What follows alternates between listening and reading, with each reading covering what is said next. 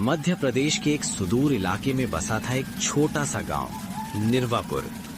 इस गांव का नाम सुनते ही आसपास के इलाकों में लोगों के चेहरों पर एक अजीब सा साया उतर आता था। कोई खुलकर कुछ नहीं कहता, लेकिन डर हर किसी की आंखों में साफ दिखाई देता था। पिछले एक हफ्ते से निर्वापुर में लगातार बारिश हो रही थी। कच्चे रास्ते कीचड़ में बदल चुके थे, गलियां पानी से लबालब थीं। गांव की सबसे बड़ी परेशानी थी बिजली।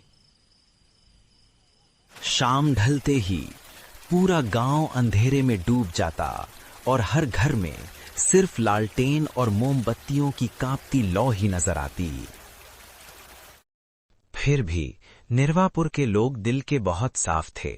एक दूसरे के सुख दुख में साथ खड़े रहते। खेतों में पसीना बहाकर ही उनकी जिंदगी चलती थी। जून का महीना अपने पूरे उफान पर था। बरसात की शुरुआत हो चुकी थी। उस शाम गांव के कुछ लोग हरी की चाय की टपरी पर जमा थे। गरम चाय की भाप और दोस्तों की हंसी मजाक ने ठंडी बारिश के माहौल को कुछ पल के लिए खुशनुमा बना दिया था। सच कहूं भाई, इस मौसम में चाय का मजा ही अलग है। ऊपर से दोस्त साथ हों तो लगता है जिंदगी बस यहीं रुक जाए। अरे ज्यादा भावुक मत हो। पूरी रात चाय पीते रहे तो आधी तनख्वाह हरी के नाम हो जाएगी। सब जोर से हंस गए, लेकिन उसी पल आसमान में बादल और गहराने लगे। बिजली कड़कने लगी। बारिश की बूंदें मोटी और तेज हो गईं।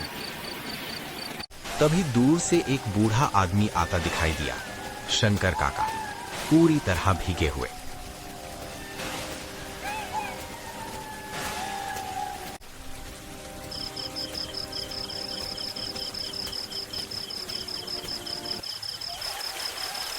अरे शंकर काका, इतनी बारिश में आइए चाय पीजिए, वरना बीमार पड़ जाएंगे। शहर गया था बेटा, एक जरूरी काम से। काम तो हुआ नहीं, ऊपर से ये बारिश। काका, इस मौसम में आपकी कहानियों का मजा ही कुछ और है। शंकर काका कुछ पल चुप रहे, फिर धीमी आवाज में बोले, ध्यान से सुनना। मैं जो सुनाने वाला हूं वो कहानी नहीं है, वो सच है। ऐसा सच कि रात में चलते हुए तुम्हें अपनी परछाई से भी डर लगने लगे। चाय की टपरी पर अचानक सन्नाटा छा गया। ये बात तब की है जब मैं करीब 30 साल का था। घोर अंधेरी रात थी, आसमान फटा जा रहा था। मैं दफ्तर से लौट रहा था और सोचा रास्ते में अपने दोस्त रघुवीर के घर हो आऊं। सड़कें सुनसान थीं, बारिश मूसलाधार। तभी दूर एक आदमी खड़ा दिखा।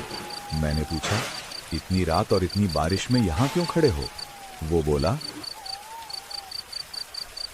घर जाने की हिम्मत नहीं हो रही, आगे रास्ता डूबा है। उसने बताया कि जंगल वाला रास्ता ही बचा है। हम दोनों साथ चल पड़े।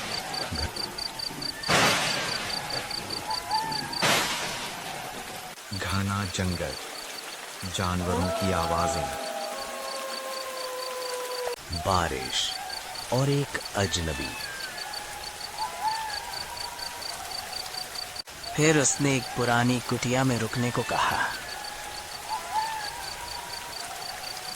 वही मुझे पहली बार शक हुआ, क्योंकि उसने कहा, मैं अभी दफ्तर से आ रहा हूं, जबकि रात के 9 बज चुके थे।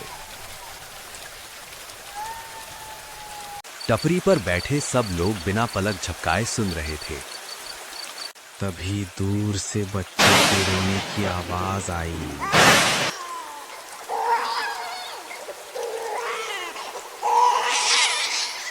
ऐसी आवाज जिसमें मासूमियत से ज्यादा डर छिपा था।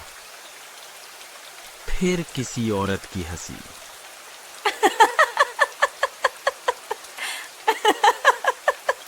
और अजीब सा गीत।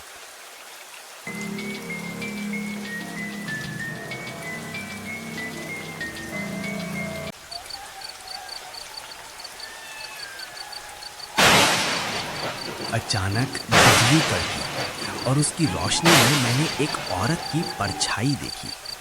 लेकिन वो आदमी बोला, मुझे कुछ नहीं दिखा।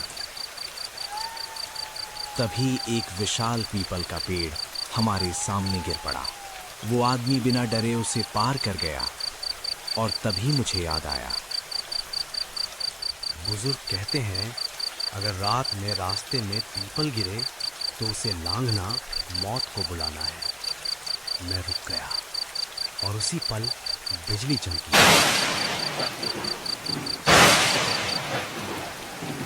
वो आदमी, वो इंसान नहीं था। उसकी आंखें लाल थीं, दांत नुकीले और वही हंसी, वही आवाज। मैं जान बचाकर भागा, भागता रहा जब तक रघुवीर का घर नहीं दिख गया।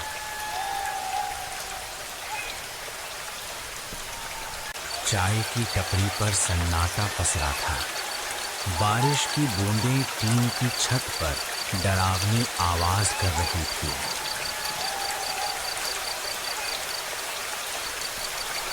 उस कुटिया में एक आदमी अपने बच्चों के साथ रहता था। कर्ज के कारण एक रात आग लग, तब से वो जंगल, वो रास्ता आज तक कोई नहीं जाता। लालटेन की लौ काफी और सबको एहसास हो गया, ये कहानी नहीं थी, ये चेतावनी थी।